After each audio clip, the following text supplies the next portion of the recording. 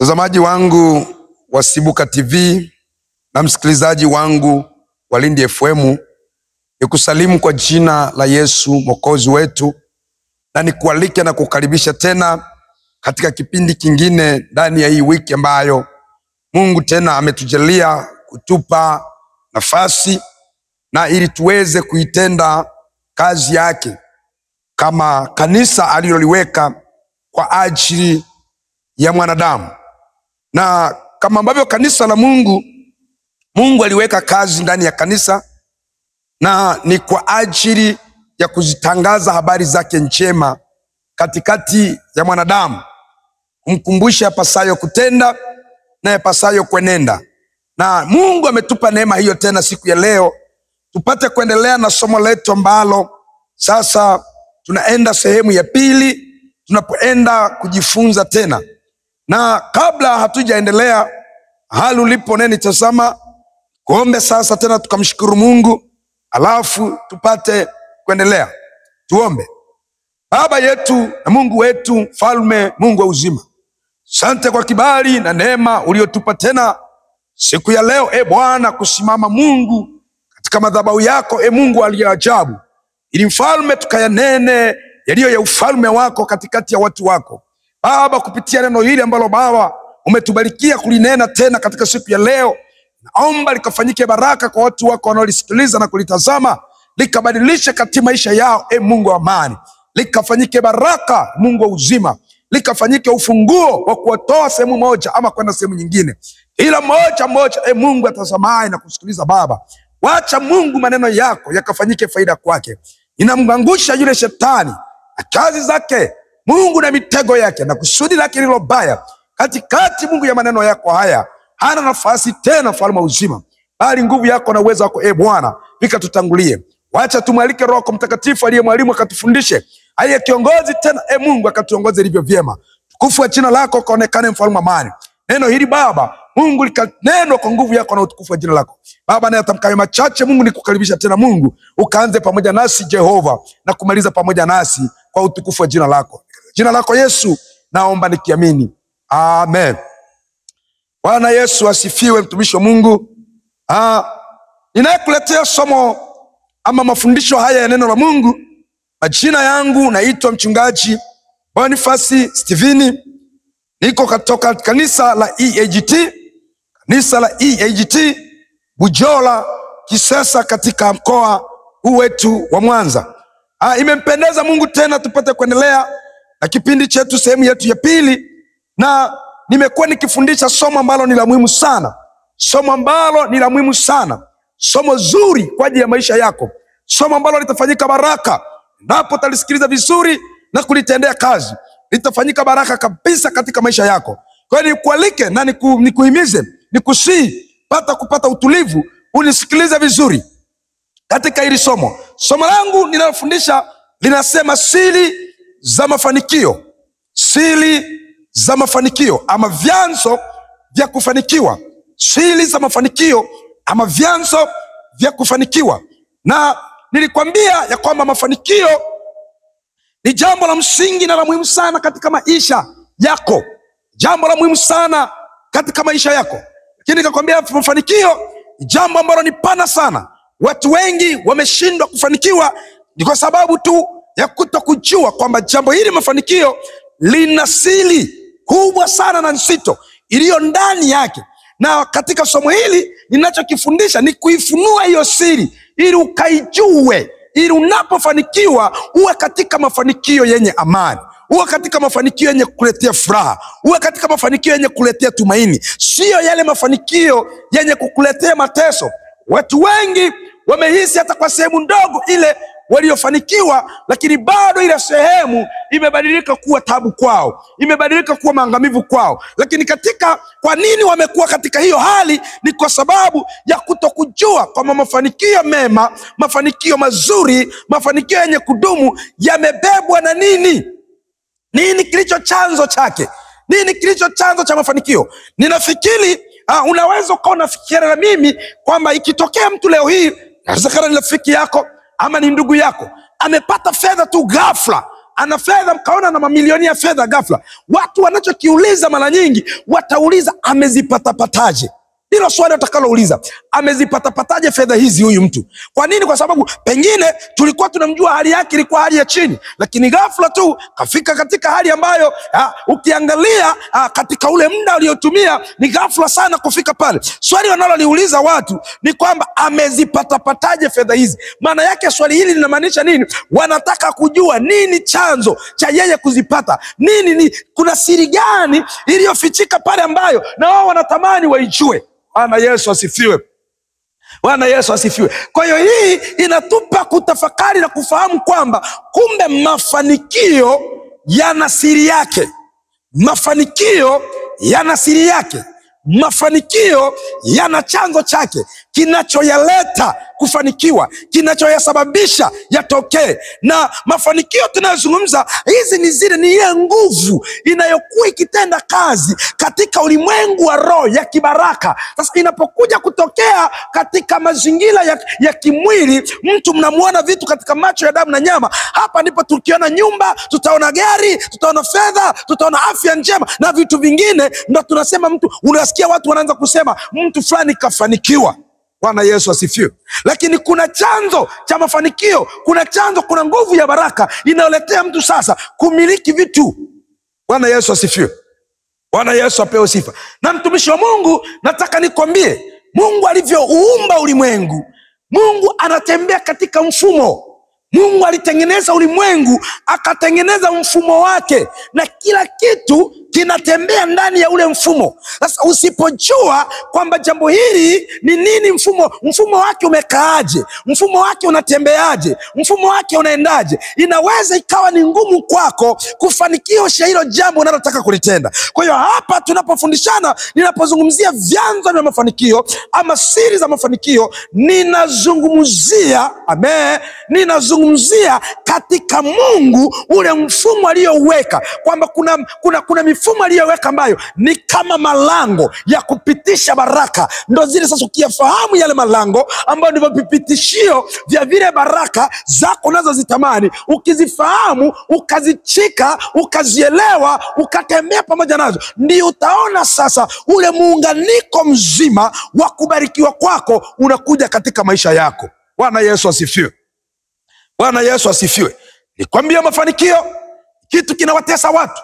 Watu wengi wanahangaika huku na kule tafuta mafanikio. Hata wewe unanisikiliza unatafuta mafanikio, hata unayesoma unatafuta mafanikio. Hayuko mtu mwenye akili timamu katika dunia tulionayo ambaye anaweza sema hawezi tafuta mafanikio, ambaye anaweza sema yeye hataki kufanikiwa. Kila mmoja anatamani kufanikiwa, lakini kinachosumbua kuona watu wanahangaika, mpaka wengine wanatoa kafara, mpaka wengine wanakwenda kwa waganga, wanapitia mapito magumu, wanakutana vitu vigumu, wanafungiwa vitu vigumu, wanaambiwa vitu vigumu. Shida ni kutokujua wapi panaweza kufungua mafanikio kwa ajili yao. Ni kutokujua haya mafanikio tunayoyazungumza yanakujaje, yanapatikanaje, wapi yanatokea, wapi ambapo ukipaelewa, ukapaishi, ukapatunza, utaona kufanikiwa kwako. Bwana Yesu asifiwe. Haleluya, watumishi wa Mungu. Kwa hiyo Mungu ametujalia katika vipindi tunavyoendelea navyo, ametupa somo, anataka kujifunua kwetu, kutueleza siri za kufanikiwa, Nilikwambia kwamba mtumishi wa Mungu, ukiuliza nini maana ya kufanikiwa, watu wengi wamekuwa na tafasiri sio sahihi. Kuna wengine wanahisi labda ni kupata fedha ama kitu fulani, wanahisi ndio kufanikiwa. Lakini nilikwambia unaweza kuwa na fedha, lakini kumbe bado katika tafasiri halisi ya kufanikiwa hujafanikiwa, japo hiyo mali na fedha uliyonayo ni sehemu ya kufanikiwa, lakini si kwamba ndio ujumla wa kufanikiwa. Ndio maana nikakwambia ujumla wa maana ya kufanikiwa ni ule ujumla wa mambo yote. Ni ule ujumla wa mambo yote. Kufanikiwa ni nini? Kufanikiwa ni ule ujumla wa mambo yote yanayompatia mtu ama mwanadamu furaha, amani, upendo na tumaini. Bwana Yesu asifiwe. Bwana Yesu apewe sifa. Ujumla wa mambo yote yanayoweza kumpatia mwanadamu amani ndani ya maisha yake, yanayoweza kumpatia mwanadamu furaha ndani ya maisha yake, yanayoweza kumpatia mwanadamu akawa na upendo ndani yake, yanayoweza kumpatia mwanadamu akawa na tumaini la kesho. Bwana Yesu asifiwe. Maana unaweza ukawa na fedha ila huna tumaini la kesho. Unaweza ukawa na mali ila huna tumaini la kesho. Lakini kama unavyo hivyo na unalo tumaini la kesho, hapo katika jumla hiyo ndiyo tunasema, hiyo ndiyo maana halisi ya ujumla wake katika habari ya kufanikiwa. Bwana Yesu asifiwe. Kwa nini nakwambia hivyo? Kwa sababu mimi nimekutana na mtu mmoja na fedha nzuri tu, maisha mazuri, jenga nyumba nzuri, ana fedha nzuri kabisa, fanya kazi nzuri, na yuko na usafiri mzuri. Lakini nikakutana naye mazingira ya asubuhi, nikana kwamba ndipo anaamka na hajapiga hata mswaki wala kunawa uso. Na katika mazingira niliyokutana naye ni katika mazingira ambayo sasa ni ya center, ni mjini. Nimekutana naye pale na namuuliza, leo umewahi kutoka nyumbani hata hujapiga na hata kunawa uso? Ananiambia, mchungaji, unavyoniona hivi nimelala kwenye gari.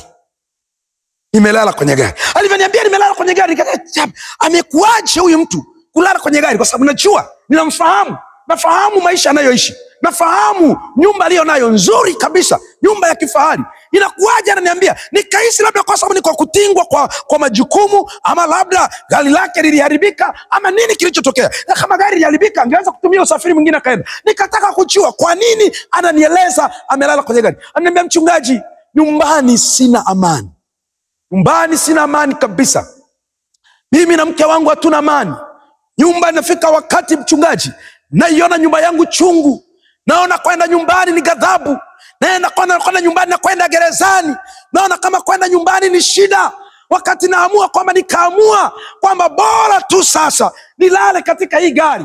Umekosekana upendo, maana yake lile tumaini limepotea. Lilipokuwa limepotea, inafika wakati sasa mtu huyu katika moyo wake ani kama vile hajafanikiwa, hana kufurahia yale mafanikio yake. Mafanikio mazuri ni yanayompa mtu amani. Mafanikio mazuri ni yanayompa mtu furaha. Mafanikio mazuri ni yanayomjengea mtu upendo. Mafanikio mazuri ni yanayokupa uhakika wa kesho yako, kwamba hata ikitokea Mungu amekuchukua, maana yake umemaliza safari yako na mwendo wako katika ulimwengu wa dunia tunayoishi, bado unalo tumaini la kuishi katika maisha ya yule umilele. Hayo ndiyo mafanikio mtumishi wa Mungu. Ndio maana mtumishi wa Mungu mmoja akaandika kwenye maandiko, anaandika anasema, hata ungefaidi vitu vyote, ukavipata vitu vyote vya ulimwengu huu, ukaukosa ufalme wa Mungu, maana yake ukakosa tumaini la kesho, umepata faida gani? Wewe mtu anamne, bado uko na hasara. Maana yake hata ukipata fedha, lakini kama hauna amani, hauna furaha, hauna upendo, hauna tumaini, bado katika tafsiri halisi ya kufanikiwa tunasema haujafanikiwa. Ndio maana Mungu sasa akatueleza, akataka tufundishe kwamba ni yapi yaliyo ya kuyajua, ambazo ndizo siri ambazo kizifahamu ndani yake, sasa ndani ya hizo siri ndipo utakweza kupata kufanikiwa, ambako kutakupa haya mambo ninayokueleza, kwamba kupitia haya ninayokufundisha sasa, hizi siri ukizielewa, ukazishika, utaona kufanikiwa kwenye amani, kwenye furaha, kwenye upendo na kwenye tumaini katika maisha yako. Bwana Yesu asifiwe. Na katika kipindi hiki sasa tunaenda sehemu yetu ya pili, maana ama siri ya pili ya kufanikiwa, siri ya pili ya mafanikio, ama chanzo cha pili cha mafanikio. Na sitaweza kurudia chanzo cha kwanza cha mafanikio kwa ajili ambaye pengine ukubatika kunitazama na kunisikiliza kipindi nafundisha, kipindi changu cha kwanza ile chanzo cha kwanza ama siri ya kwanza ya mafanikio. Nitakuomba sasa, utakwenda katika channel yangu ya YouTube. Pale kwenye channel yangu ya YouTube utaandika jina la Mchungaji Boniface Steven, jina la Boniface Steven, utapata hilo somo katika channel yangu ya YouTube. Alafu unaweza jifunza hapo, katazama ukajifunza somo ambayo siri ya kwanza ya mafanikio, siri ya kwanza ya mafanikio. Lakini leo nitafundisha siri ya pili ya mafanikio, ama chanzo cha pili cha mafanikio. Chanzo cha pili cha mafanikio. Mafanikio yamejificha kwenye nini? Sehemu ya pili iliyoficha mafanikio ya maisha ya mwanadamu, sehemu ya pili iliyobeba mafanikio, iliyo kama lango la mafanikio, iliyo kama njia ya mafanikio ambayo Mungu ameweka nguvu ya baraka, na Mungu ameiteua, ameitengeneza hii sehemu kama moja ya sehemu ya kupitisha baraka zake kuja kwetu, kuja kwenye maisha ya mwanadamu. Sehemu ya pili ama siri ya pili ambayo imebeba, sehemu ya pili iliyobeba siri ya mafanikio ni kitu kinaitwa familia. Familia, familia yako, familia yako, your family. Familia yako ni moja ya kitu ambacho Mungu ameweka nguvu ya baraka. Mungu ameweka nguvu kwenye familia. Familia katika ulimwengu wa roho wa kimungu inahesabika kama mlango wa kupitishia baraka, ili watu wakazione baraka za maisha yao. Maana tunapozungumza mafanikio, tunasubiri kufanikiwa, ni lazima kuweko na sababisho, ni lazima kuweko na kitu kinachopitisha hizo baraka, ni lazima kuweko the source, uwe na source ya kusababisha zile baraka zipite ziche kwenye maisha yako. Bwana Yesu asifiwe. Bwana Yesu apewe sifa. Sasa katika ulimwengu wa Mungu, kwa namna nimekwambia, Mungu ameseti mfumo. Mungu anatembea katika mfumo. Alishatengeneza mfumo wake, na mfumo wake ni tofauti na mifumo ya kibinadamu. Mifumo ya kibinadamu inaweza chakachua unavyoweza kuchakachua. Wale watu wa IT kwa namna ambavyo wanaweza kuwa na utaalamu wake, yeye anaweza danganya ule mfumo na ukatoa kitu ambacho ni feki, na ukatoa kitu ambacho si halisia, ukatoa. Lakini mfumo wa Mungu alivyoweka na kutengeneza, wenyewe hauna feki, wenyewe hauna kuchakachuliwa wala hauna kupindishwa. Unatembea kwa kanuni aliyoiweka Kristo Yesu, aliyoiweka Mungu mwenyewe. Ndivyo unavyotembea ule mfumo. Sasa katikati ya kubarikiwa, katikati ya kupata mafanikio, nguvu ya baraka, moja ya kitu, moja ya sehemu, moja ya eneo ambalo Mungu ameweka kibali, ameweka nguvu ya kubarikiwa, ameweka neema ya baraka, ni pamoja na familia. Kwenye sehemu ya familia, kwenye sehemu ya familia. Unaweza sema, mchungaji, inakuacha familia imewekwa kama sehemu? Hebu tusome kile kitabu cha Mwanzo. Some kile kitabu cha Mwanzo, kile kitabu cha Mwanzo na ile sura ya kwanza na ule mstari wa 27 na wa 28. Kitabu kile cha Mwanzo sura ile yake ya kwanza mstari wa 27 mstari wa 28. Biblia inasema hivi: Mungu akamuumba mtu kwa mfano wake, kwa mfano wa Mungu alimuumba mwanamume na mwanamke aliwaumba. Mstari wa 28, Mungu akawabarikia, Mungu akawabarikia.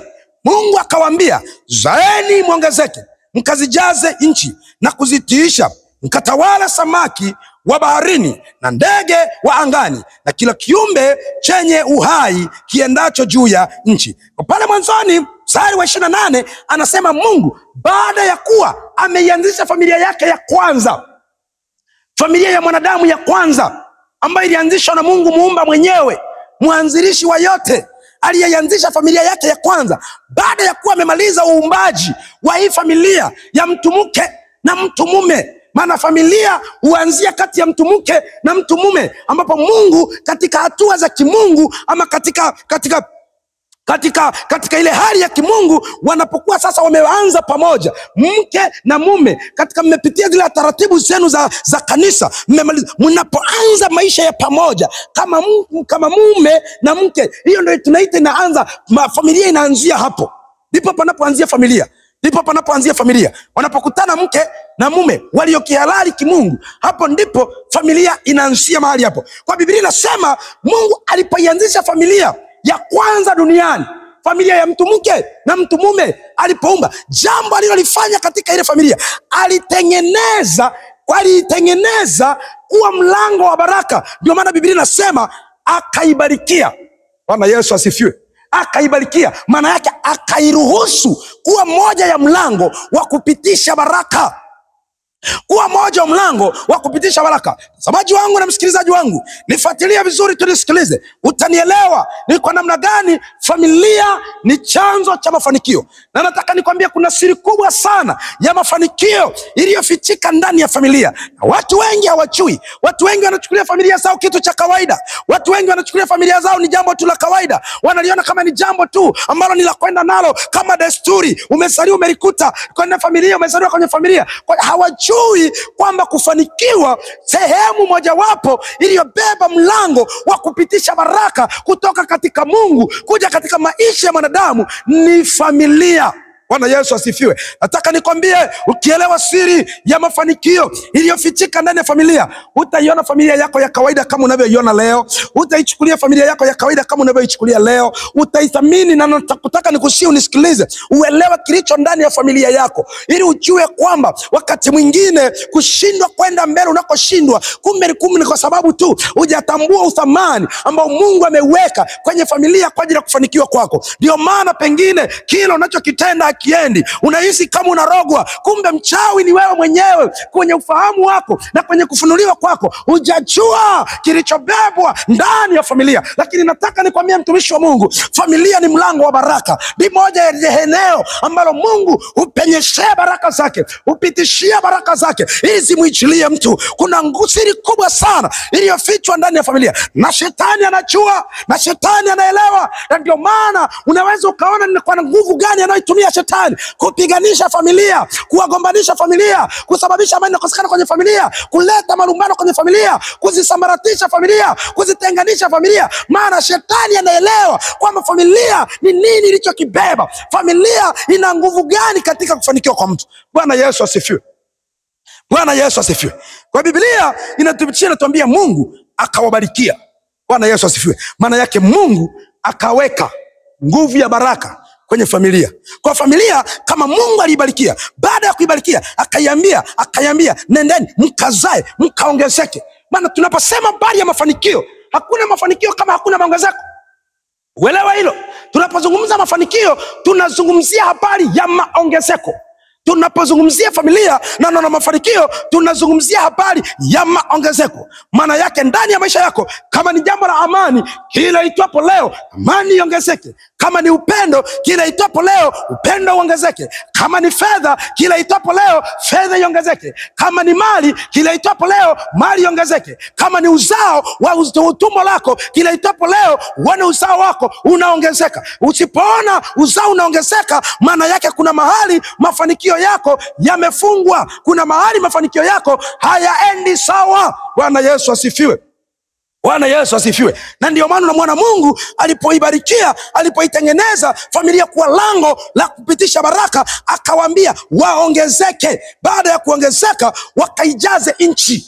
Bwana Yesu asifiwe. Tunaposema ili andiko ya kwamba ongezeke wakaijaze nchi, watu wamekuwa wakitafasiri vibaya. Watu hao wamekuwa kifikiri ni kuzaa tu mwanadamu, kwenye uzao wa tumbo tu, na viuno vya uzao wa tumbo la mwanamke na viuno vya mwanamume, kwamba ndiko kuijaza nchi. Hapana. Anapomaanisha hivyo, alimaanisha mfumo wake mzima, kwa namna alivyokuwa ametengeneza kujile mali na vitu ambavyo vitamfinance, vitamwezesha mwanadamu katika kuishi kwenye dunia aliyomuumbia.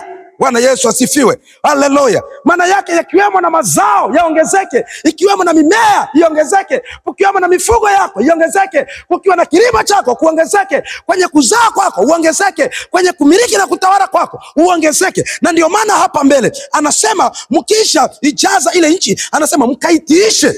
Bwana Yesu asifiwe. Bwana Yesu asifiwe. Mkaitiishe, maana yake ikawe chini ya uwezo wenu, ikawe chini ya miliki yenu, mkitawala. Anasema samaki wa baharini na ndege wa angani na kila kiumbe chenye uhai kiendacho juu ya nchi. Maana yake kila kitu kilichoko juu ya nchi ukitawale na ukimiliki.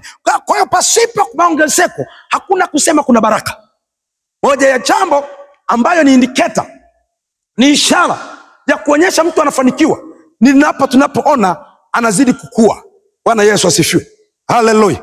Kwa hiyo hata kuzaliwa ukiwa mtoto mdogo, namna unavyokuwa na afya yako njema, unazidi kuongezeka kimo, unazidi kuongezeka umri wako, unazidi kuongezeka, unatoka utoto unaenda utu uzima. Hiyo yote ni mafanikio katikati ya maisha ya mwanadamu.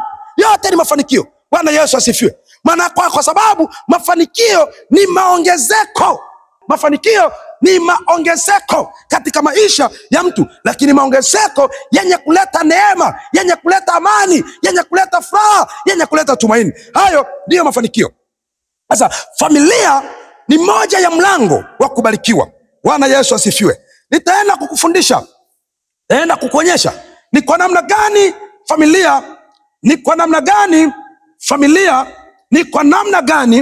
familia ni mlango wa kufanikiwa.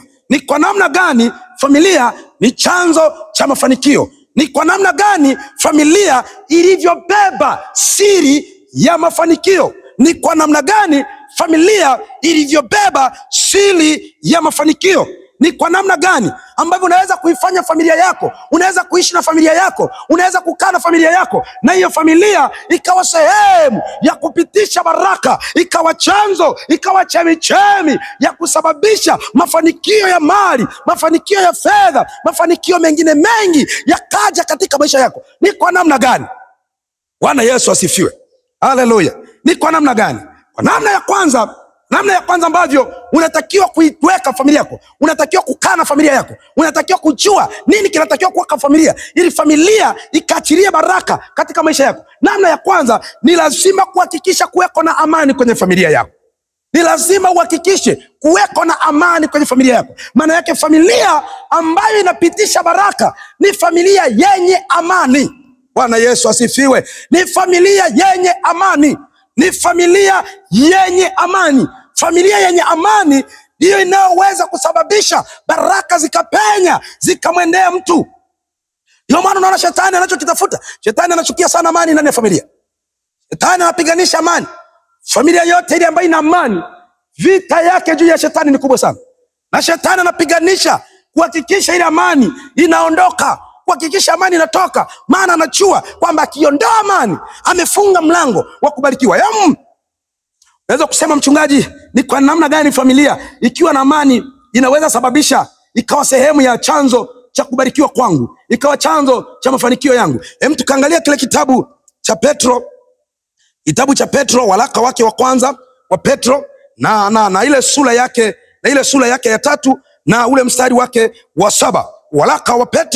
Waraka wake wa kwanza wa Petro, sura yake ya 3 na ule mstari wake wa 7. Anasema hivi.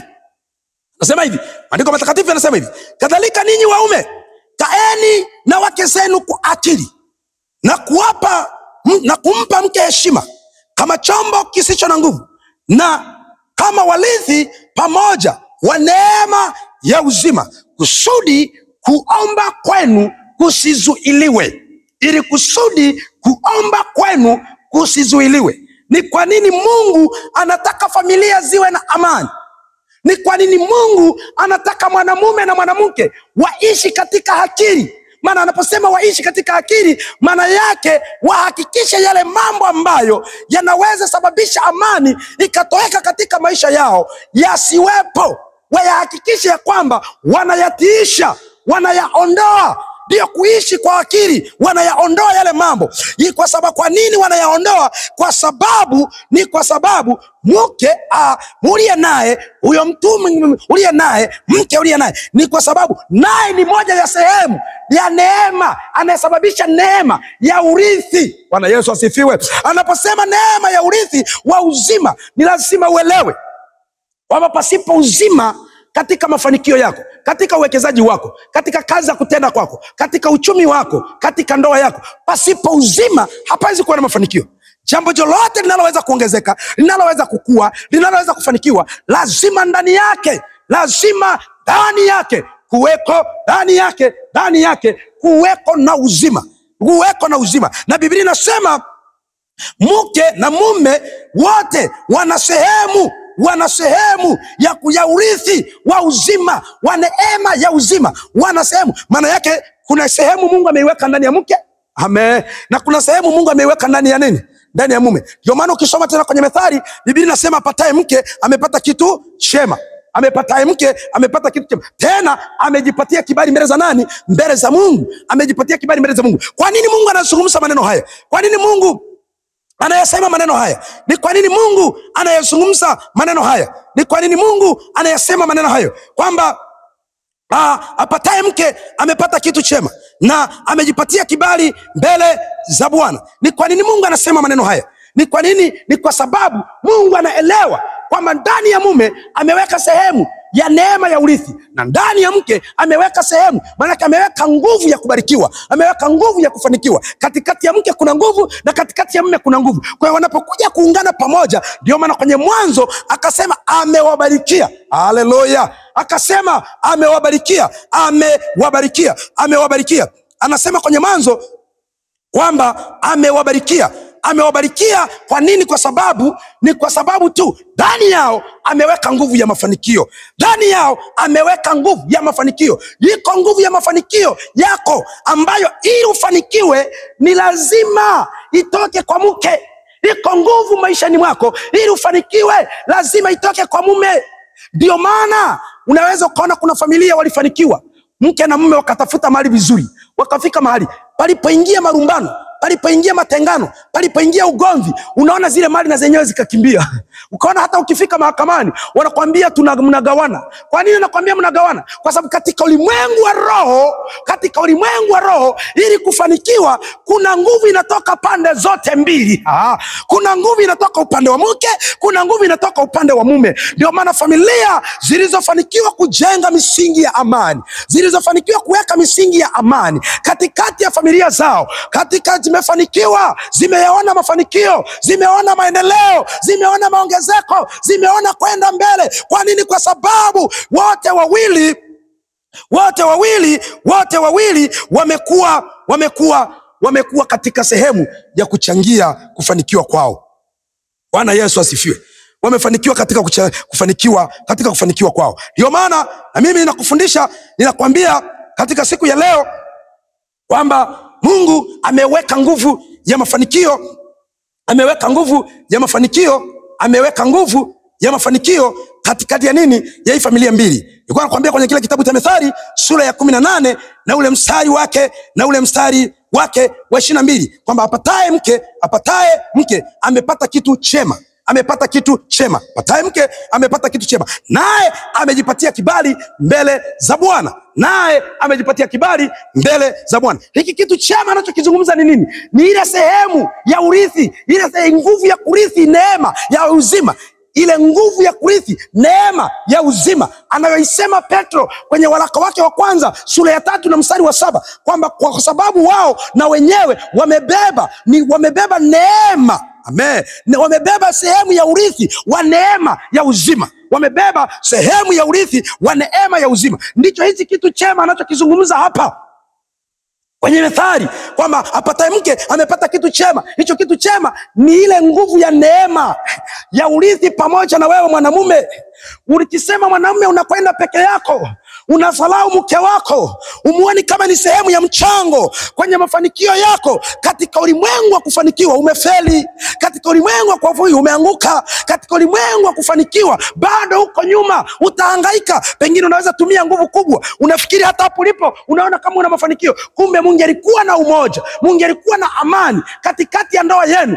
Haya mafanikio leo unayaona kama ndio mafanikio ya kufanikiwa, pengine angelikuwa mara 2 ya hapo, pengine angelikuwa mara 3 ya hapo, pengine angelikuwa mara 4 hapo, pengine usingelikuwa hapo ulipo. Mali unazozimiliki leo, endapo unazimiliki hizo ulizo nazo, unaona kama ni kufanikiwa, kumbe mna mafarakano ndani ya familia. Hapana amani ndani ya familia. Nataka nikuhakikishie, Mungu alikuwa na amani, msingi alikuwa hapo mlipo leo, Mungu alikuwa zaidi ya hapo. Kwa nini? Kwa sababu mnapokuwa na amani kati ya mke na mume, mmesababisha kushirikisha pamoja, kukusanya pamoja, kuweka pamoja ile neema ya urithi wa uzima itokayo kwa Mungu, inayotoka upande wa mume, inayotoka upande wa mke, mnaiweka pamoja, mnaona maongezeko, mnaona kustawi, mnaona kuendelea. Kwa nini? Kwa sababu ndiyo mfumo ambayo Mungu ameweka. Kumbuka nafundisha somo ambalo nasema siri za mafanikio. Nazungumza somo ambalo nasema siri za mafanikio ama vyanzo vya kufanikiwa. Na tuko katika sehemu ya pili ama chanzo cha pili ama siri ya pili. Ndipo tunapofunua tunaiona familia. Kumbe familia na yenyewe ni chanzo cha kufanikiwa. Familia ni chanzo cha kufanikiwa. Na kama familia ni chanzo cha kufanikiwa, tunaona sasa siri ambayo Mungu ameiweka ndani ya familia. Hiyo ndio nakufichulia ili ujue kwamba unaporumbana na mke wako, unaporumbana na mume wako, unaiharibu ile siri, unaiharibu ile nguvu ambayo Mungu ameiweka ndani ya familia. Lakini kila unapojaribu kutafuta amani kati ya yenu wawili, mnaungana pamoja, mawazo yenu yanakuwa ni mawazo ya pamoja, mashauriano yenu yamekuwa ni mawazo ya pamoja, mnakaa agenda zenu mnakuwa ni mawazo ya pamoja, kila mtu ana jambo, mnaweka mambo yenu pamoja, na kwambia ni lazima mtaona kuendelea. Bwana Yesu asifiwe. Bwana Yesu apewe sifa. Haleluya. Bwana Yesu asifiwe, mtumishi wa Mungu. Amen. Amen. Unanisikiliza, mpigie tena Yesu makofi. Na kunitazama, mpigie Yesu makofi ya shangwe. na vigelegele. Bwana Yesu apewe sifa sana. Amina. Watumishi wa Mungu, nazungumza somo zuri sana na kufundisha kitu cha muhimu sana. Ukikizingatia kitakusaidia sana, kitakusaidia sana, kitakusaidia sana. Hiki kitu kikizingatia kitakusaidia sana katika maisha yenu, katika maisha yako, kitakusaidia sana. Ni kitu cha msingi, kitu cha muhimu sana. Amen. Bwana Yesu asifiwe. Kwa nini ni kitu cha msingi? Kwa nini amani ni kitu cha msingi katika maisha yako? Kwa nini nazungumzia familia kama sehemu, kama mlango, kama chanzo, kama siri ya kufanikiwa na kufunulia kilichofichwa ndani ya siri? Nakwambia familia ambayo ina amani ni familia ambayo imefika katika wakati ambao maneno yao yamefika kiwango ambacho yamekuwa sio kama sio wamekubaliana wote sio, kama ndio wamekubaliana wote ndio. Maana ndivyo anavyosema katika kile kitabu cha Mathayo, sura yake ya 5 mstari ule wa 37. Kitabu cha Mathayo sura yake ya 5 na ule mstari wa 37, anasema hivi: bali maneno yenu yawe ndio ndio, sio, kwa kuwa yanayozidi hayo yanatoka kwa yule mwovu. Maneno yenu yawe ndio, kama ni ndio mkubaliane ndio. Kama mmekubaliana ili hatufanyi, mkubaliane hatufanyi. Mara ninaposema kama mkubaliane sio, maana yake kama tumekubaliana hatufanyi, tumekubaliana wote hatufanyi. Kama tumekubaliana tunafanya, tumekubaliana wote tunafanya. Familia yenye amani ni familia ambayo mke na mume wana desturi ya kukaa pamoja kwenye kupanga mipango yao, kwenye kupanga mikakati yao, kwenye kuweka malengo yao, wakakubaliana pamoja, wakawa na mashauriano ya pamoja. Ukimkuta watu familia ambazo hawawezi kupanga kwa pamoja, mpenyo wao. Ndio maana sasa utakuta kuna kupambana, unatumia nguvu kubwa sana, unafanikiwa kidogo, unatumia nguvu kubwa sana, lakini kupenya ni kidogo. Kwa nini? Kwa sababu mmeruhusu magombano, mmeruhusu upinzani. Na Biblia inadhihirisha, inasema mnaporuhusu upinzani, ndio yeye anasema kwa kuwa yanayozidi hayo yanatoka kwa yule mwovu. Maana yake mkigeuza familia yenu, katikati ya ndoa yenu, katikati ya familia yako, mkageuka mwanamke akawa CCM na mwanamume akawa Chadema, maana yake mle ndani mkaishi kama vyama vya upinzani. Utakuta kwamba Chadema anapinga sera za CCM, na CCM na yenyewe anaweza kupinga sera za nini? Akapinga sera za Chadema. Sasa mkibadilika pale, maana yake ninaposema mnakuwa CCM na Chadema, nikiwa na maanisha, sina tafasiri mbaya, nikiwa na maanisha kwamba mnageuka kuwa wapinzani.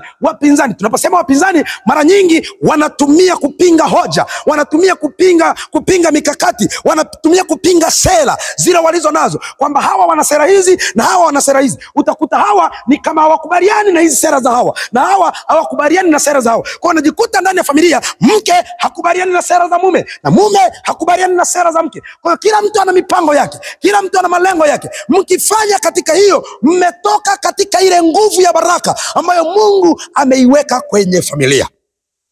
Mmetoka katika ile neema ya urithi wa pamoja ambayo Mungu ameiweka katika familia. Mmetoka katika neema. Ndio maana nakusihi sasa kwamba unanisikiliza mtazamaji wangu, wewe baba, wewe mama, jitahidi sana katika familia yako. Unahakikisha mnakuwa na amani, unahakikisha mnakuweko na amani, unahakikisha mnakuweko na amani. Mbeni sana Mungu awape amani. Lakini kuna kitu cha ziada tena hapo kwenye maandiko. Turudi pale kwenye Petro wa kwanza sura ya 3 na mstari wa 7. Na kitu hapo tena nikueleze, na kitu kingine cha siri nzito hapo nikueleze. Kuna maneno yanasema hivi: mnapokuwepo na amani, amesema kwamba kadhalika ninyi waume kaeni na wake zenu kwa akili, na kumpa mke heshima kama chombo kisicho na nguvu, na kama warithi pamoja wa neema ya uzima. Kuna jambo la mwisho hili, anasema hivi: kusudi. Kwa nini mtafute amani? Kwa nini mtake kupatana? Kwa nini mwana sera inayofanana? Kwa nini maneno yenu yawe ndio, kama ni sio, muwe na njia moja? Kwa sababu ili kuomba kwenu kusizuiliwe. Bwana Yesu asifiwe. Kumbe familia yenye kusikilizana ina kitu cha ziada, kwamba hata maombi yao Mungu anayasikia. Wanapopanga mipango yao Mungu anaifanikisha. Wanapoanzisha kampuni yao Mungu anaisimamia. Wanapoanzisha biashara yao Mungu anaisimamisha. Wanapoao uzao wao, Mungu anausimamia. Kwa nini? Kwa sababu wamesikilizana, na Biblia inadhibitisha, inasema wenye kusikilizana, wenye amani, Mungu anasikiliza maombi yao. Lakini kama mafarakano yamejaa ndani mwenu, kumejaa kukosekana amani, kumejaa mmegeuka, kila mtu ana mambo yake, huyu ana mipango yake na huyu ana mipango, Biblia inasema kuomba kwenu kunazuiliwa. Kuomba kwenu kunazuiliwa. Anaposema kuomba kwenu kunazuiliwa, maana yake ile nguvu ya baraka iliyowekezwa na Mungu kwenye mlango wa familia haiwaijilii, inazuiliwa, inafungwa. Haiwezi kuja juu yenu, haiwezi kuja juu yenu ikazaa mafanikio, ikazaa matokeo, ikazaa neema ya Mungu. Kwa nini? Kwa sababu ya malumbano. Na ndio maana unaona hayo malumbano mlio nayo ameyapanda shetani, ameyaleta shetani, ameyaingiza ibilisi. Kwa nini ameyaingiza? Kwa sababu anajua, anaelewa vizuri kwamba kupitia mahali penye malumbano, Mungu asikilizi maombi ya watu hao, Mungu atembei pamoja na watu hao, Mungu aketi pamoja na watu hao. Ndio maana mtumishi wa Mungu, ninakwambia jambo hili ni jambo siri nzito sana, ninakufunulia katika mafanikio yako. Ndio maana unaweza kuwa umefanikiwa kwenye mali na fedha, lakini bado unalia, huna amani, huna furaha. Kwa nini? Kwa sababu ndani ya familia hakuna amani. Lakini ukiwa na fedha, ukaona mali, na ndani ya familia yako kukawekwa na fedha, amen, kukawekwa na amani, utaona mkono wa Mungu. Utaona mkiishi kwa amani, mkifurahia matunda mlioyavuna, mkifurahia matunda mlioyapata. Nakumbuka siku moja nilikutana na mama mmoja. Yule mama akawa analia, ana huzuni kubwa. Yule mama hana furaha, maisha yake hayana furaha, moyo wake hauna furaha, amejaa huzuni. Nikapata kuzungumza naye, namuuliza, mama, shida ni nini? Yule mama anadondosha machozi, analia, ananiambia, mchungaji, ninateseka sana, ninahangaika uzao, ili tumbo kuzaa. Anapiga tumbo, anasema kuzaa kunanitesa. Alipokuwa anapiga tumbo, anaeleza kuzaa kunamtesa. Mimi nikajua labda ni tasa, hakubahatika kupata mtoto. Ndipo nikapata uchungu, nikatamani kujua machungu aliyo na yule mama. Mimi nafikiri kwamba labda ni tasa kuzaa. Ananiambia, hapana mchungaji, nimezaa katika tumbo langu, wako watoto 5 wametoka katika tumbo langu. Namuuliza, nini kinakuliza mama? Ananiambia, mchungaji, pamoja na kuwapata watoto 5, lakini ninalia na uchungu sawa sawa na mama ambaye hajazaa, sasa na mama ambaye hajapata mtoto. Namuuliza, kwa nini? Yule mama analia, anasema, mchungaji, watoto wangu wameniharibikia, watoto wangu wamekuwa na maisha ya hovyo, watoto wangu wamekuwa waizi, watoto wangu wamekuwa vibaka, wamegeuka wavutaji wa bangi, wamegeuka sasa wataki kufanya kazi, wanageuka wananitesa hapa nyumbani. Nina umri umeenda, nilitaraji sasa nitapumzika. Maana ndivyo ilivyo kawaida ya familia, ndani ya familia, baba na mama. Katika desturi zetu, kuna wakati tunafika, wakati umri wetu unapokuwa umeenda, tunataraji tupumzike, tuone sasa misaada, watoto wakitusaidia kututunza, watoto wakitusaidia kutulisha, watoto wakitusaidia tuwatume waende hapa na pale. Yule mama anasema watoto wanamuliza, maana yake hawezi tuma watoto, hawezi mnunulia hata nguo, hawezi mtafutia hata chakula. Anasema hata kulingana na umri wake huo alio nao, umri ukiwa umeenda, huo umri alio nao pamoja na umri wake, lakini bado anajikongoja, anaenda kutafuta ili angalau apate kula, asilale njaa. Lakini hata akipata kahela, anasema watoto wanaiba ndani, wanamwimbia fedha. Waweza ukata, na wewe ni shahidi, hezi kaoni watoto wako wamefika wakati sasa, hata ukiweka hata TV ndani, anafungua, anaenda kuuza, nabeba vitu vya ndani, anaenda kuuza. Hizo hela ulizokuwa unatafuta, sasa umestaafu, uko mna mali kweli, unasema labda upumzike, ule ustaafu wako utulie. Sasa watoto wanageuka, wanakuwa tabu juu yako.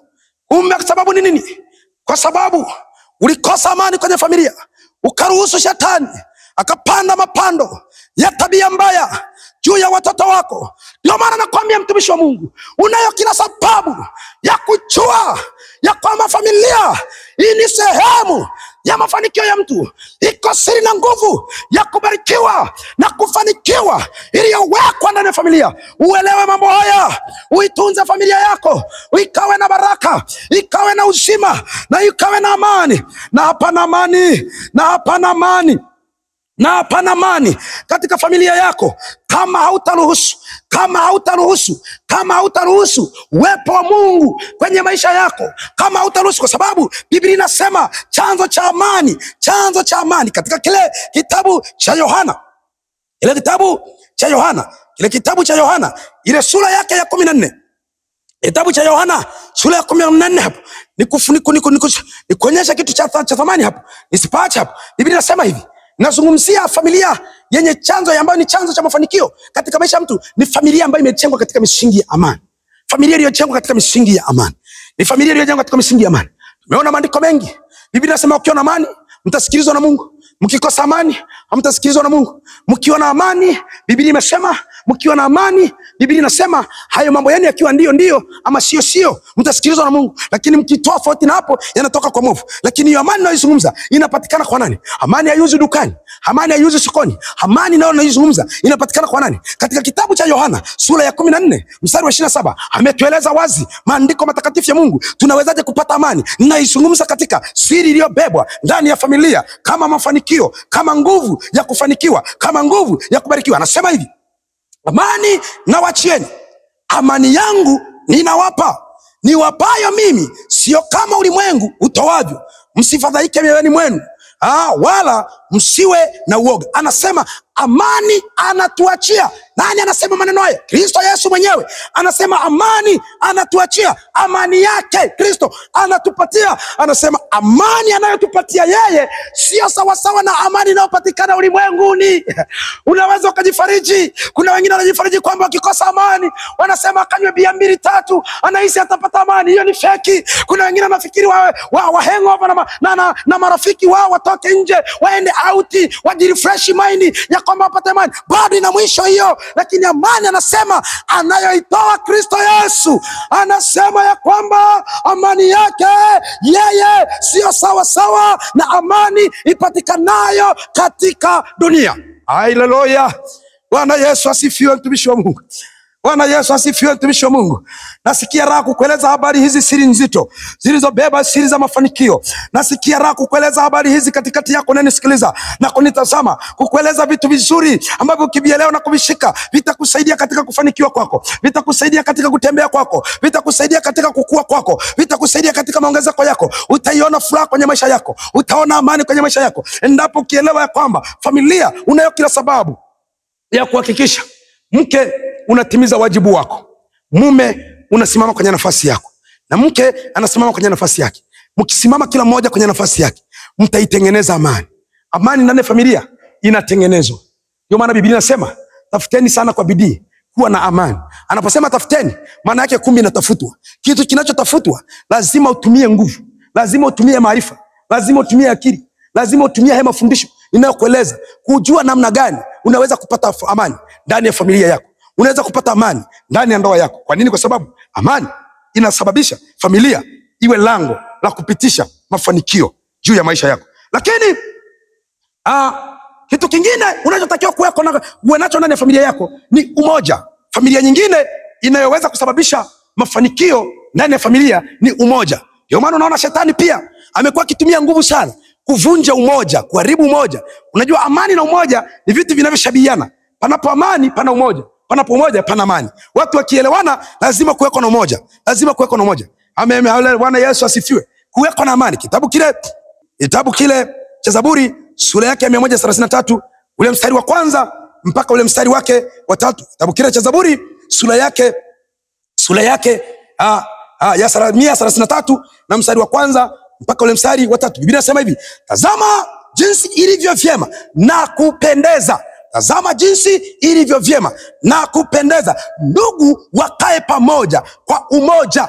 Ndugu wakae pamoja kwa umoja. Anasema ni kama mafuta mazuri, ni kama mafuta mazuri kichwani yashukayo ndevuni, ndevu za Haruni yashukayo mpaka upindo wa mavazi yake, kama umande wa Hamoni ushukao mlimani pa Sayuni. Maana ndiko Bwana alikoamuru baraka, maana ndiko Bwana alikoamuru baraka. Naomba niruhusu nisieleze maana ya hii umande anaozungumzia unaoshuka katika ndevu za Haruni. Naomba usielewe haya mafuta yanayoshuka katika ndevu za Haruni, nisielezee hii maana yake haya mafuta. Naomba tu nielewe kwa ufupi tu, unielewe nieleze. Anasema tazama jinsi ilivyo vyema na kupendeza ndugu wakae pamoja kwa umoja. Anasema wakikaa kwa pamoja kwa umoja. Pale mwisho mstari wa 3 anasema maana kwa nini wakae kwa umoja? Kwa nini kuweka na umoja ndani ya familia? Kwa nini unatakiwa kuhakikisha familia yako inakuwa familia yenye umoja? Ni kwa sababu mahali hapo penye umoja, Biblia inasema ndiko Mungu alikoamuru baraka. Ndiko Mungu alikoamuru baraka. Ndiko Mungu alikoamuru baraka. Amen. Haleluya. Anasema maana ndiko Bwana alikoamuru baraka, naam uzima hata milele. Alikoamuru baraka, naam uzima hata milele. Wapi Mungu alipoamuru baraka zikae? Wapi Mungu alipoamuru mafanikio yaonekane? Wapi Mungu alipoamuru mafanikio yaje? Ni katika familia yenye umoja, yenye amani, yenye kusikilizana. Hapo hali hapo Mungu amepamuru. Mungu amepamuru pawepo na baraka. Bwana Yesu asifiwe. Haleluya, mtumishi wa Mungu. Bwana asifiwe sana. Bwana Yesu asifiwe. Naomba niruhusu nikimbie. Naomba niruhusu nikimbie. Maana natamani hii sehemu ya pili katika hiki kipindi chetu tuimalize. Tumalize tueleze siri iliyobebwa ndani ya familia. Ni kwa namna gani familia inafanyika kuwa mlango wa kufanikiwa kwa mtu. Bwana Yesu asifiwe. Kipengele cha 3 ama sifa ya 3 yenye familia ambayo imebeba baraka, imebeba kufanikiwa kwa mtu. Jambo la 3 nataka ulielewe kwenye familia yako, nataka unilinde, nataka ulitunze, uliingize, uliishi kwenye familia yako, ni kwenye kuitunza familia yako. Kwenye kuitunza familia yako. Kuitunza familia yako kwenye nini? Kuitunza kwa familia yako kwenye kula, chakula, mavazi na malazi, mahali pa kulala, mavazi ya watoto wako, mavazi ya familia. Watumishi wa Mungu nisikilizeni. Baba na mama mnanisikia, nisikilizeni. Nyinyi wenye familia nisikilizeni. Kuna watu hawajajua kwamba kwenye kuitunza familia kuna maombi ambayo yanaombwa kupitia wale watoto wetu tunaowazaa. Wale watoto wanapokula chakula wakashiba, haleluya, kuna maombi wanatuombea kwenye utafutaji wetu. Unaweza kawa ni mtoto mdogo kweli, ana mwaka mmoja, hajatimiza mwaka, ana miaka 2 3, hajajitambua vizuri katika kutamka maneno anaposimama kuomba, lakini ile furaha yake tu anapokuwa amekula ameshiba, anaposhiba ile furaha anacheza na vitoto vyenzake, ile furaha ni maombi tosha. Ile furaha inakufungulia kubarikiwa. Kuna watu wameenda kutafuta wasione, kwa sababu kuna machozi ya watoto wao, kuna machozi ya familia zao, zinashinda njaa, zinalala njaa, zinakosa kuvaa, zinakosa mahali pa kulala, zinatangatanga. Kama uko mtu namna hiyo, kutafuta kwako kutaweza kufanikiwa. Kutafuta kwako utaweza kuona baraka, utaweza kuona milango inafunguka, utaweza kuona unatembea. Kwa nini? Kwa sababu umesababisha watoto walie. Vile vitoto vidogo, mtumishi wa Mungu, vya miaka 2 kajitimiza mwaka, kana miezi 6, mama yake umemnyima chakula, kamekosa chakula, kale katoto kanalia njaa. Yale machozi ni laana juu yako, yale machozi ni kitanzi juu yako, yale machozi ni mkosi juu yako, yale machozi yanaleta bara juu yako. Ndio maana nataka nikwambie, maana kuna watu hawana desturi ya kutunza familia zao, ya kujua familia zao wamekula nini, ya kujua familia zao wamevaaje, ya kujua familia zao na mahali pa kulala au hapana. Nataka nikwambie, uliye na tabia hiyo, badilika leo. Kwa nini? Kwa sababu kama unatamani kufanikiwa, ni lazima ukubali. Bwana Yesu asifiwe. Ni lazima ukubali kuhakikisha unaitunza familia yako. Siku moja nikakutana na mlevi mmoja. Yule mzee akamelewa, elewa sana, chakali, kianguka, akitembea tu 2 anaanguka, akizunguka huku na huku anaanguka, lakini mkononi mwake akawa ameshikilia kamfuko. Kale kamfuko kana dagaa ndani yake, kana dagaa. Dagaa amenunua, wamemfungia vizuri. Kila akianguka akiamka, anaamka na kale kamfuko kake kadagaa.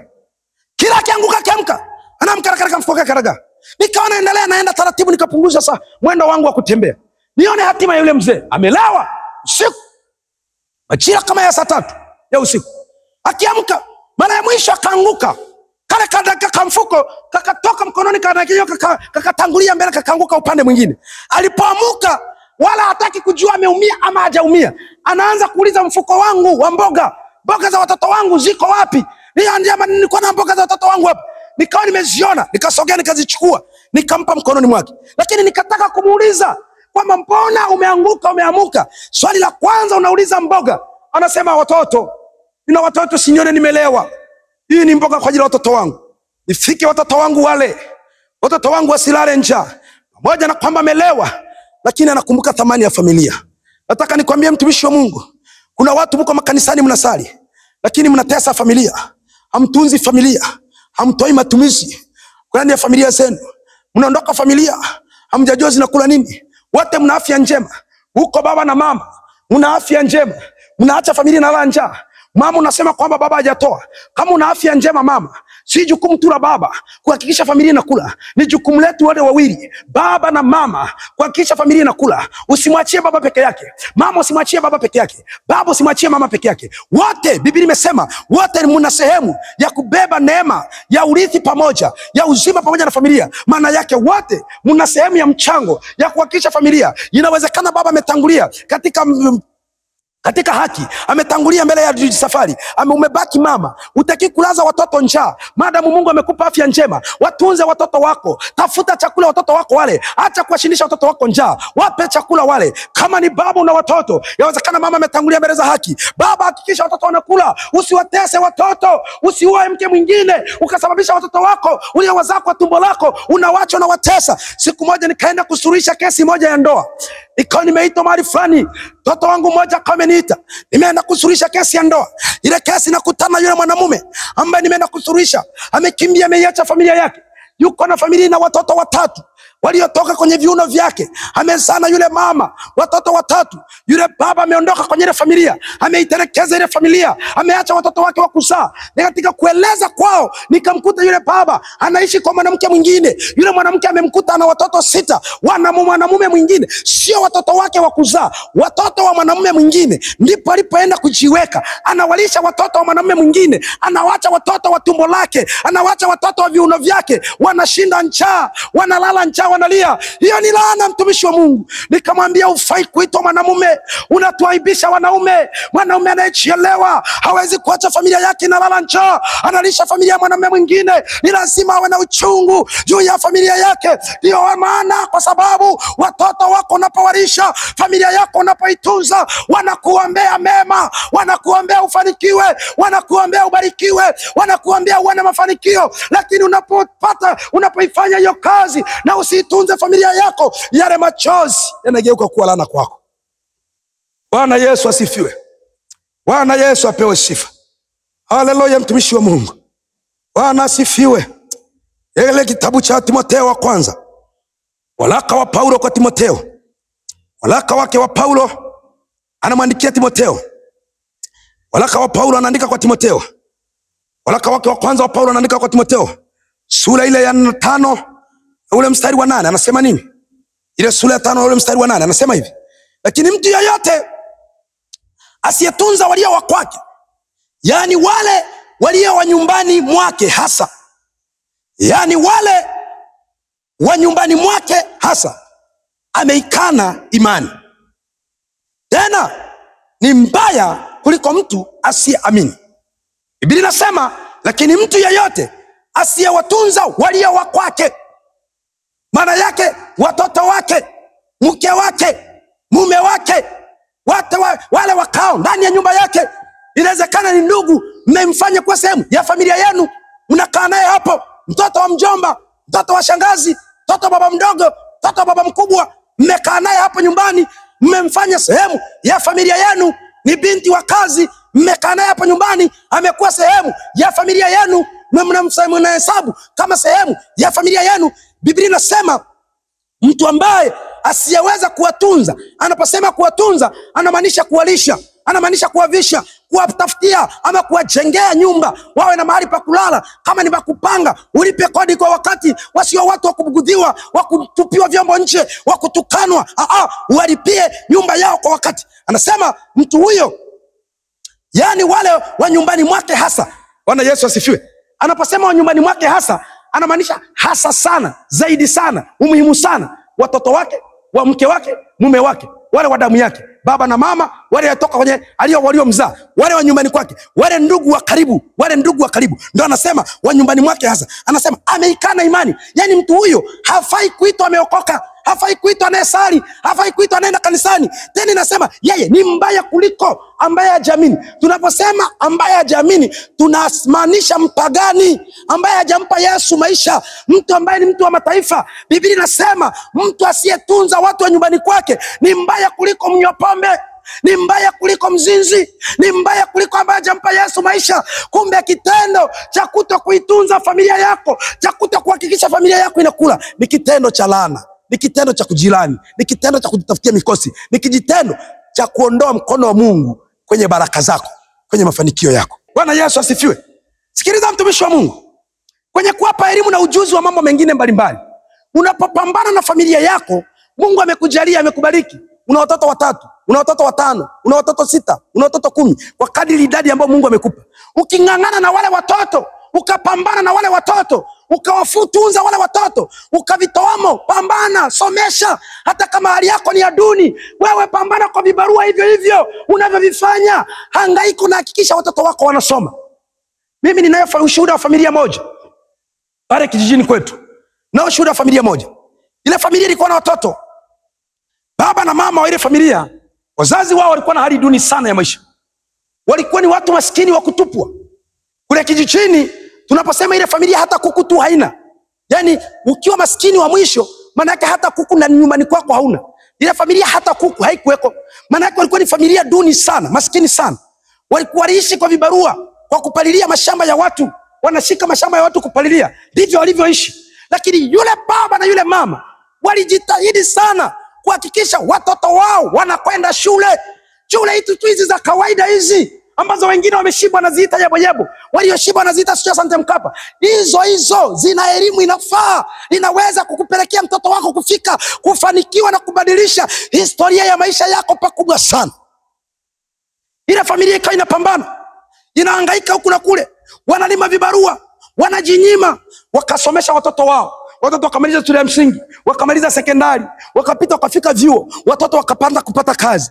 Nataka nikwambie leo hii ninavyozungumza na wewe, ukihesabu miongoni mwa familia 10 bora zenye mafanikio, zenye uchumi wenye nguvu pale kijijini kwetu, wezi iacha ile familia. Wezi iacha ile familia. Ni moja ya familia sasa imefanikiwa. Ni moja ya familia sasa hizi imefanikiwa. Lakini siri ya kufanikiwa kwake ni kupi? Ilikubali kuwekeza kwa watoto. Ilikubali kutunza familia, ilikubali kujali kesho ya watoto, ilikubali kuangalia kesho ya watoto. Kuna wazazi wengine mnaona mko busy na kazi, ni kazi tu. Una habari ya kujua maendeleo ya watoto wako kitabia, una habari ya kujua maendeleo yako watoto kishule, una habari ya kujua, yani huna habari. Ninyi mkiamka mama ni kukimbia kazini, baba kukimbia kazini. Ni kweli imewapasa mfanye kazi kwa bidii, maana Bwana ubariki mikono ya mwenye bidii. Lakini bidii anayoizungumza hata kutunza, kujali, kujua maendeleo ya watoto wenu ni moja ya bidii kwenye kazi. Ni moja ya mafanikio. Unaweza ukafanya bidii ya kutafuta hela, ukaasahau watoto wako, ukajikuta umeharibikiwa watoto. Kazi ina faida gani kwako? Majumba uliyomiliki yana faida gani kwako? Hayo magari unayoendesha yana faida gani kwako? Kama watoto wako wamekuharibikia, wamekuwa watoto wa hovyo, ni wakuzalia hapo nyumbani, ni wavuta bangi hapo nyumbani, watumiaji wa madawa ya kulevya, wanaojishirikisha na matendo ya uovu, wameingia kwenye ushoga, wameingia kwenye kusagana, inakusaidia nini? Kumbe ulikuwa busy na kazi for nothing. Ulikuwa tu busy na kazi. Bwana Yesu asifiwe. Wewe ni kazi. Kuna wababa wengine wanatoka nyumbani saa 11 kurudi saa 6 usiku. Yaani wanatoka wanaacha watoto wamelala, wanarudi wanakuta watoto wamelala. Badilisha hiyo tabia, sio njema. Hata kama unatafuta hela, lakini haitakuwa na faida kwako. Mafanikio hayo unayotafuta hayatakuwa mafanikio kwako. Ni lazima ujali familia yako, uitunze, uihangaikie. Wakati mwingine wewe Mungu amekujalia, unajua kusoma na kuandika. Si lazima tu utegemee mwalimu darasani. Wengine unabadilika, unakuwa mwalimu wa tuition hapo nyumbani. unakuwa unafundisha mtoto wako, unamwelekeza shule, ameenda amesoma darasani, akirudi unamuongezea hesabu, amesoma darasani, akirudi unamuongezea Kiswahili, sentensi za Kiswahili, amesoma darasani, unamongezea sanskimu, unavyomuongezea unapata muda kukaa naye, unamshauri, unamtazamisha katika kufanikiwa, unamtazamisha kuepukana na tabia mbaya, unamtazamisha kama ni binti, unamtazamisha kwenye kuepukana na mavijana wa kiume, kama ni mwanamke wa kiume, unamtazamisha kuepukana na vijana wa kike, unamweleza yale mambo ambayo yanaweza sababisha kuua ndoto zake, yanaweza sababisha ndoto zake zisitimie. Unamweleza yale mambo, unamweleza uzuri wa kusoma mpaka afike amalize elimu yake, afike ngazi za juu, unamweleza uzuri, unamwendesha. Biblia inasema hivi kwenye kitabu cha Mithali, Biblia inasema hivi, Bwana Yesu asifiwe. Biblia inasema hivi, mwelekeze mtoto katika njia impasayo, naye hata iacha hata akiwa mzee. Bwana Yesu asifiwe. Ukimfundisha mtoto katika njia impasayo, ndio ile sasa mlikuwa mko duni, mlikuwa mko wa kawaida, mnajitukuta familia yenu imeendelea mbele, imesonga mbele. Sio tu familia duni ndio wanatakiwa kuwekeza kwa watoto, ndio wanatakiwa kuwa makini na watoto, ndio wanatakiwa kuangalia watoto. Hapana, hata familia mwenye uwezo, mambo Mungu amewapa ka nafasi, Mungu amewapa ka hela. Kuna familia watoto wameharibika, lakini familia ilikuwa na uwezo mzuri, lakini wameharibu watoto kupitia malezi. Yani wametumia hela kuharibu watoto wao. Fedha zao zile walizozikusanya kupitia kazi zao wamezitumia wao kuharibu watoto. Mimi na ushuhuda wa binti moja, alikuwa anasoma chuo kikuu. Pindi anasoma chuo kikuu, yule binti walikuwa na rafiki yake ambaye ni ndugu yangu. Pindi anasoma chuo, wazazi wa yule binti walikuwa wanampa yule mtoto matumizi tu, matumizi nje ya malipo, vitu vingine vyote, matumizi binafsi, 500,000 kwa mwezi, 500,000 kwa mwezi, wakati mwingine mpaka 700,000 kwa mwezi. Yule mtoto kutokana pia na chuo kilivyo, vyuo vikuu vina uhuru wa mtu kujiendesha mwenyewe. Yule mtoto leo hii maisha aliyo nayo ameharibikiwa. Bora ambaye angeishia la 7, bora mwenye mtoto ambaye ameishia la 7 anaonekana wa maana kuliko yule mzazi ambaye yule mtoto wake amemaliza chuo kikuu. Sasa fedha yake imemsaidia nini? Bwana Yesu asifiwe. Unaweza kutumia vibaya mafanikio yako kuleta mangamivu kwenye familia yako. Unaweza kutumia vibaya fedha zako kuleta mangamivu kwenye familia yako. Ndio maana nataka nikueleze siri ya mafanikio iliyobeba kwenye familia, kwamba lazima uchue kwamba hata malezi ni moja ya sehemu ya kuifanya familia iwe chanzo cha mafanikio yako, iwe chanzo cha kufanikiwa kwako. Bwana Yesu asifiwe. Haleluya, watumishi wa Mungu. Mimi nataka nikwambie, nimeziona familia zikifanikiwa kwa kuwekeza kwa watoto. Kuna wazazi wanapenda wafike wakati waone matunda ya watoto. Unayaonaje matunda ya watoto kama hukupanda? Ukitaka uyaone matunda yoyote yanapatikana kutoka kwenye mtu uliopanda. Lazima ukubali kupanda ndio ukubali kuvuna. Wakati huu unaolea watoto, kuwatafutia elimu, kuwatafutia maadili mema, kuepusha na majanga, kuepusha na vitu vibaya na tabia mbaya za dunia hii, ukiwa umeweka mbele za Mungu, ndiko kunako kupatia familia leo, kesho na kesho kutwa utaikuti inaendelea.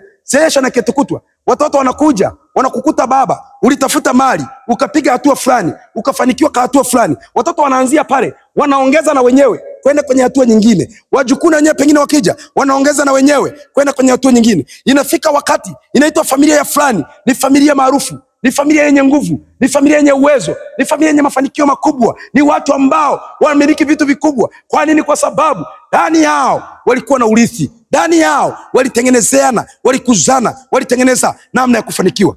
Bwana Yesu asifiwe. Nimalizie kitu cha mwisho kilichobebwa ndani ya familia, na muda wetu utakuwa umeisha. Nimalizie kitu cha mwisho ambacho kimebeba ndani ya familia kwako, ni kuwatunza wazazi wako. Wazazi wako ni sehemu ya familia yako. Wazazi wako, baba na mama yako, ni sehemu ya familia yako. Mtumishi wa Mungu, wazazi wetu waliotuzaa, baba na mama, Mungu amewapa neema ya kutubariki. Mungu amewapa nguvu ya kutubariki. Mungu amewapa nguvu ya kututamkia baraka. Ni lazima uwe na desturi ya kuhakikisha kwamba unawapa sadaka wazazi wako. Wazazi wako unawapa sadaka ya mavazi, unawapa sadaka ya chakula, unawapa sadaka ya malazi. Unawatunza wazazi wako kwa ujumla wake. Kwa muda wetu hili nitalieleza tu kwa ujumla wake, uelewe kwamba kuna yale maneno unayompa mzazi wako kitu, anayatamka, anakwambia mwanangu ubarikiwe, Mungu akuzidishie, Mungu akuinue, Mungu akutangulie. Yale maneno ni ya thamani sana.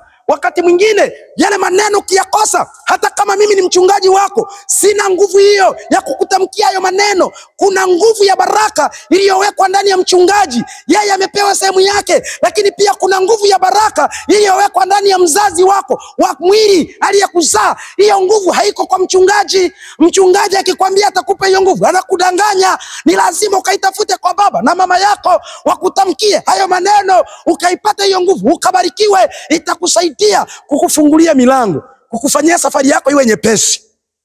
Bwana Yesu asifiwe. Hem, tusome ile kitabu cha Timotheo, waraka wa kwanza Timotheo sura yake ya 5 mstari ule wa 7. Waraka wa kwanza Timotheo sura ya 5 mstari wa 7. Biblia inasema hivi: mambo hayo pia uyaagize. Mambo hayo pia uyaagize. Mambo hayo pia uyaagize ili wasiwe na laana. Mambo hayo pia uyaagize ili wasiwe na laana, ili wasiwe na lawama. Kwamba mambo hayo pia uyaagize ili wasiwe na lawama. Mambo gani ambayo anazungumza ili uyaagize? Ni mambo gani anayozungumza ili uyaagize? Haya mambo anayozungumza ili uyaagize ili wasiwe na lawama. Turudi kwenye ule mstari wa 4. Turudi kwenye ule mstari wa 4. Hiyo Timotheo wa kwanza sura ya 5 mstari wa 4. Hayo mambo ambayo anasema uyaagize ili wasiwe na lawama. Wazazi wako wasikulaumu. Ni kuagize mambo ambayo unatakiwa kuyafanya kwa mzazi wako ili mzazi wako asikulaumu. Turudi ule mstari wa 4. Lakini mjane akiwa na watoto au wajukuu, na wajifunze kwanza kuyatenda yaliyo wajibu wao kwa jamaa zao wenyewe na kuwalipa wazazi wao. Biblia inasema na kuwalipa wazazi wao, kwa kuwa hili la kubalika mbele za Bwana. Kwa kuwa hili la kubalika mbele za Bwana. Anasema wale wamama ambao wamefiwa, wamebaki wakiwa wazee, hawawezi kutafuta mali, hawawezi kutafuta chakula na mavazi, lakini kama wana watoto wao na kama wana wajukuu wao, amen, wale wajukuu wao wawatimizie wajibu wao. Maana yake wawape mahitaji yao, wawape sadaka zao. Wale wazazi anasema na kuwalipa wazazi wao. Maana yake kuwapa fadhila wazazi wako waliokusomesha, wazazi wako waliokuombea ukafika leo mahali ulipo, wakakutafutia kazi, leo unamiliki vitu vya thamani, leo una maisha mazuri. Lazima ukumbuke kuwatunza wazazi wako, wakawe sehemu ya kufanya maongezeko kwenye baraka zako, kwenye mafanikio yako. Lakini tumalizie ile Waebrania, kitabu kile cha Waebrania sura ya 7 na mstari wa 7. Tumalizie hapo. Biblia inasema wala haikonushiki, maana yake haipingiki. Huwezi kataa. Ninavyokuambia ukubali usikatae, haipingiki. Biblia inasema wala haikanushiki kabisa kwamba mdogo hubarikiwa na mkubwa. Wala haikanushiki kabisa kwamba mdogo hubarikiwa na mkubwa. Kwa hiyo unapoyatenda haya, mtumishi wa Mungu, ukaitunza familia yako, ukaipa chakula, ukatafuta amani, mkawa na umoja, mkatembea kwa pamoja, nataka nikwambie mtauona mkono wa Bwana kwenye maisha yenu. Na siri ya pili ya mafanikio tumeona kwamba imewekwa ndani ya familia yako. Namna ya kuitunza, namna ya kuilea ni itasababisha kufungua milango. Kila utakachokishika utaona kinafanikiwa, kila utakachokitenda utaona kinafanikiwa. Kwa nini? Kwa sababu nyuma yako kuna familia yako inakuombea, inakutakia mema, inakutakia heri, inakuazia mazuri. Utaona mazuri yanatokea kwenye maisha yako. Basi naomba nimshukuru Mungu tunapofika mwisho wa kipindi chetu. Ukumbuke kwamba niliyekuletea na kufundisha somo hili la siri za mafanikio ni mchungaji wa kanisa la EAGT, The Evangelist Assemblies of God, kanisa lililoko Bujola, Kisesa, wilaya ya Magu na mkoa huu wetu wa Mwanza. Ndiye anayekuletea somo hili. Nimshukuru Mungu sasa. Baba yetu na Mungu wetu, uhimidiwe na utukuzwe. Asante kwa neema hii ambayo Mungu umetupa tena kutufundisha somo hili, siri iliyobebwa ndani ya familia zetu kwa ajili ya kufanikiwa kwetu.